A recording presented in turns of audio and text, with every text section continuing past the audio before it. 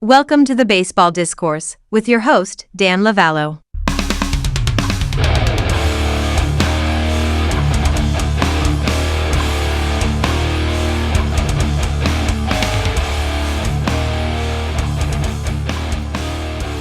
Hi, everybody. Welcome. We're putting this together on the 9th of December, the Friday after the baseball winter meetings, which came to an end on Wednesday. A lot to talk about in the way of transactions and the way of money being spent. Wow, was money spent? We're talking like what? I read one figure, $1.6 billion. And since then, the Mets have signed Nimmo, the Mets have signed Robertson, so it goes on. And there's going to be a lot of activity. Even though the baseball winter meetings are over, there's going to be a lot of activity in the way of more free agent signings. Remember, Carlos Correa is still out there. There's going to be more activity in the way of trades. So there's still a lot of baseball transaction-wise to take place over the next few weeks. I would guess there's going to be a lot of action between now and Christmas. These clubs want to have, if not everything settled by the Christmas, New Year's break. At the very least, they want to have a pretty good idea of what their blueprint is going to look like going into 2023. So I expect a lot of action to take place over the next couple of weeks. Of course, two big storylines, and there were many to come out of the baseball winter meetings, but obviously the signing of Aaron Judge by the Yankees, and they had to do that.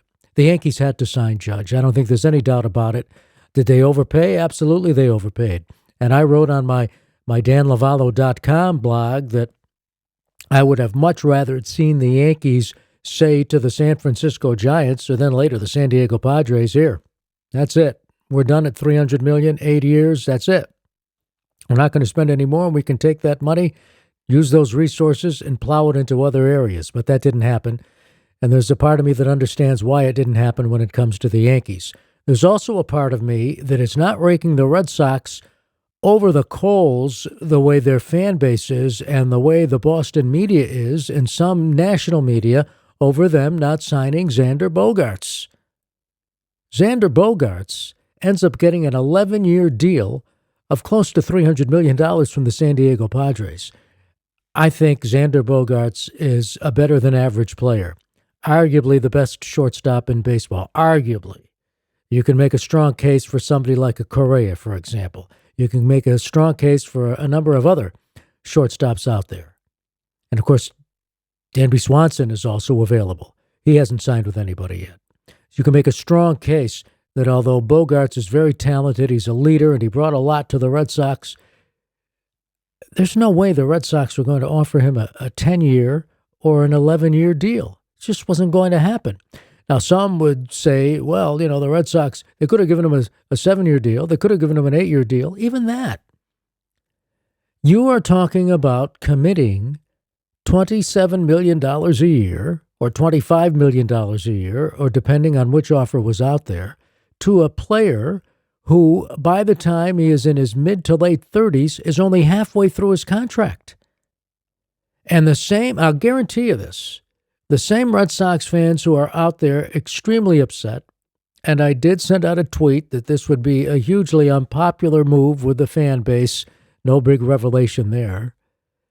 But you are essentially looking at a fan base that if Bogaerts at the age of 33 or 34 suddenly loses his range to the hole, or they have to move him to third base, or his batting average is below 300, that same fan base is going to be, again, criticizing the Red Sox for having given Bogaerts that long-term contract. So I understand what the Red Sox are doing. Actually, what the Red Sox are doing and what a lot of other clubs would like to do, even the big market teams, what they are doing is saying enough with these 10 and 11-year contracts. Now, obviously, certain clubs did not comply, and you've got to have your own game plan. Remember, baseball had to pay out hundreds of millions of dollars over collusion decades ago. What was it, the last century? But that said, these teams want to develop players who are in their prime, late 20s, early 30s, and then once they reach 32 or 33, unless they are an exceptional player, say so long, See you later. We've got someone else coming along in the pipeline. So the Red Sox were not going to commit to that long-term contract. They have their strategy. And I know the fan base is extremely upset. They charge the highest prices of any tickets in baseball. This is ridiculous. How can they expect us to support the team with these high ticket prices? And then they turn around and they don't sign Bogaerts. I understand the move. I fully understand the move. And, hey, will the Red Sox be right on this? Will the San Diego Padres be right on this? We don't know. That's one of those things where we won't know for years. But here's also what we know. As you age, I don't care if you're Tom Brady, you begin to slow down. You begin to lose some of your skills, no matter how hard you work to ward off Father Time. And that's why even Justin Verlander, hey, we'll see what happens with Verlander. He's going to be 40 years old in February. Scherzer's going to be 39 in July. We already saw Scherzer breaking down a little bit. Now, people are saying, well, Verlander, he just had Tommy John surgery. He's good for another 3 or 4 years. Well, Tommy John surgery doesn't help you if you hurt your oblique. Just ask Max Scherzer. You are taking a chance when you commit to a long-term contract, or you commit, in the case of Verlander, 2 years plus an option, or Scherzer, 2 years, and I think he's got an option too, but you are taking a chance. Maybe you got a 3-year deal. I don't know the way they throw these numbers and years around, but you are taking a chance the older that player gets. It's as simple as that. Now, you might say, well, it's not your money, so what do you care what the Mets pay him? And I don't. Hey, Steve Cohen can pay Scherzer and Nimmo, and although the Nimmo contract makes sense, Scherzer, Nimmo, Verlander, as much as he wants. I don't have a problem with that. It is their money to an extent, but we are going to see a massive change in how people consume their sports content, and it could lead to a dip in revenue, a revenue that these ball clubs depend on now. Why do you think they're looking at all these revenue streams? Advertising on uniforms starting this coming season. Just another revenue stream. Why do you think they are so anxious to add 2 more teams? That's an additional $4 billion the other owners can divvy up. That's why they want to settle the Tampa Bay, Oakland Stadium situations.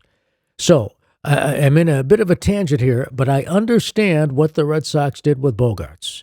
And San Diego Padres, I get their line of thinking too. They're the only show in town in San Diego. They want to field the best team possible. They really threw a curveball into the Judge negotiations at the very least. They got the Yankees to pony up another year and another $40 million to keep Judge. But they're trying to field the best possible team because they want to unseat the Dodgers. Remember, the owner of the Padres, his uncle was Walter O'Malley. So a lot of moving parts here. My point is, I don't think the Red Sox made that bad a move by not signing Bogaerts. And remember, particularly when it comes to the Boston media, there's a symbiotic relationship here.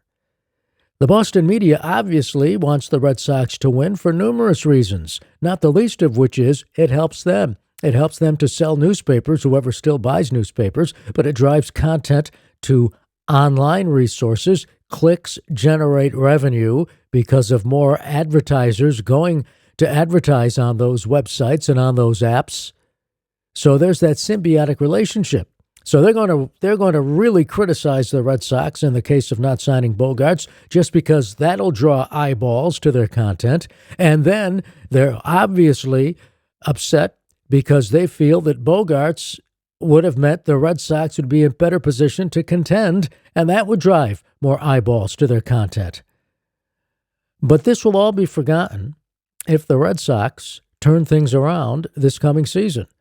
And all the critics out there saying that the way that things stacked up now, they're destined for a last-place finish again. We don't know that. You don't know that at all. Injuries come into play. So many things come into play. You don't know what's going to happen. That's the exciting thing about sports. That's why they play the games. Injuries are a huge factor. And it's not as if the Red Sox are out in the cold. They've got a pretty good shortstop who played second base for them last year, albeit for just 94 games because of injuries. But you move Trevor Story to shortstop. He's a very good shortstop. Is he Bogaerts? Perhaps not. But if he puts together a Trevor Story type year, it would rank up there with the kind of season Bogaerts gave the Red Sox. So it's not as if the Red Sox are out in the cold here. And they could put Hernandez at second base. They've got other options. And I actually think the Red Sox are a better team now, even though they don't have Bogaerts. They're a better team now, at least pitching-wise, than they were before in their bullpen. The player they signed from Japan, who knows what he's going to be like. But maybe he brings a little more offense to an outfield that was absolutely putrid offensively. That Red Sox outfield did not generate any power at positions where you count on power. So, and they're not done yet either. They're not done. So let them play the games. Let the Red Sox use their strategy. Remember, when the media is critical of Boston, and of course, even the national media of Boston, they're not only doing it because it's an analysis, but they're doing it because they know a Red Sox team that does not win does not drive eyeballs to their content. It doesn't help the ratings on NESN, for example. It doesn't help those who are subscribing to the online newspapers reading about the Red Sox. So there's some personal issues at stake here too. I am not going to be critical of the Red Sox the way the fan base has been critical of the Red Sox. As for the Yankees and Judge, they had no choice. I would have much rather seen the Yankees say to Judge, take that offer from the Giants, or you know what, it was nice. You had a great year. You had a nice career with the Yankees, but go to San Diego. They're offering you more money. And then turn around. I would have wanted to see them sign Nimmo. You know, Nimmo has one of the best OPSs of any player in baseball right now. I thought I read the 6th best of any player in baseball.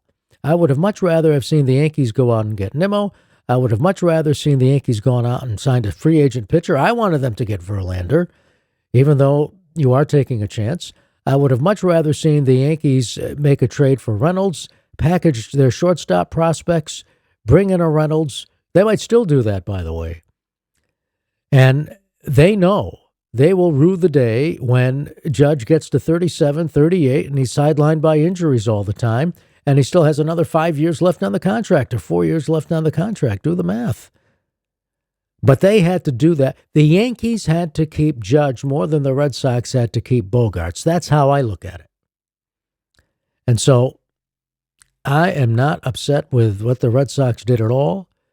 Let's wait and see before we throw the Red Sox under the bus here. And that's nothing against Bogaerts. I think Bogaerts he's an excellent shortstop. The San Diego Padres have just gotten better. The San Diego Padres will be a force to be reckoned with again in the National League this year. And that's the other thing about the Mets, all the changes they're making. And remember, they were ousted in that wild card round. With all the changes they've made, are they really better off than they were last year at this time? And think about it. They still have to contend with Philadelphia in their own division. They still have to contend with the Braves. They still have to contend with San Diego in the league. They still have to contend with the Dodgers. And don't rule out the Cardinals here. Cardinals got better by signing Contreras. Going to be a lot of fun. All I'm saying is I am not to be as critical. I don't want to be as critical of the Red Sox as others have. And we'll wait and see. That's why they play the games. The Red Sox have their blueprint. I don't think they're done yet. None of these teams are done. A lot of transactions, a lot of signings still to take place. That's going to do it for Baseball Discourse. As always, thank you for listening to the podcast. We are in all of the major podcast directories. That's how you can access the podcast. I'm also making a video of this podcast, so thanks for watching. If you're watching the video on my YouTube Baseball Discourse channel. As always, thanks. And be sure to subscribe to my sports newsletter, which comes out on Tuesday. To do that, go to sportscasterdan.com. Easy for me to say. Go to sportscasterdan.com or danlavallo.com. I'm Dan Lavallo.